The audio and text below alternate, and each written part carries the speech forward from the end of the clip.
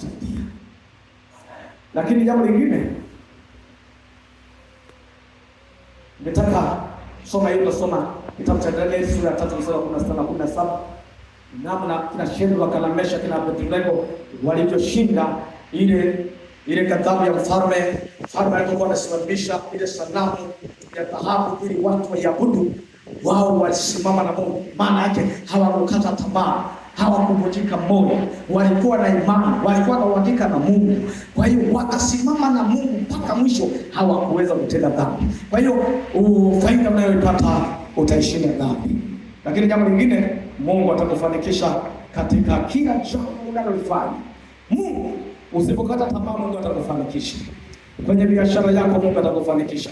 Kwenye utumishi wako Mungu atakufanikisha. Kile unachokifanya Mungu atakufanikisha kwa sababu hujakata tamaa. Haleluya. Moyo wako utajazwa na amani na furaha. Ayubu 22:21 anasema mjue Mungu sana, uwe na amani. Usipokata tamaa, moyo wako unakuwa na furaha. Haleluya.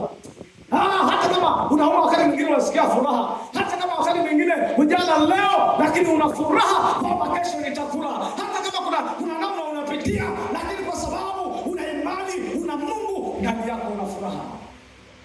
Ndio maana tulipokuwa tunaimba ule wimbo, mwimbaji alikuwa anaimba, tunasikia ndani kuna furaha. Inawezekana kuna mwingine nyumbani hajajua atakula nini jioni, lakini kwa sababu unayo imani unasikia furaha ndani yako. Bwana Yesu asifiwe sana. Mjue sana Mungu, uwe na amani katika maisha yako.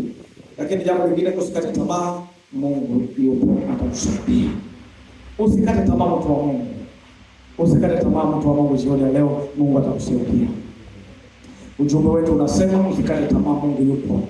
Haijalishi unapitia kwenye changamoto za namna gani, haijalishi unaona maisha hayaendi, haijalishi unaona kuna namna fulani unasumbuliwa na dunia, lakini usikate tamaa, Mungu wetu.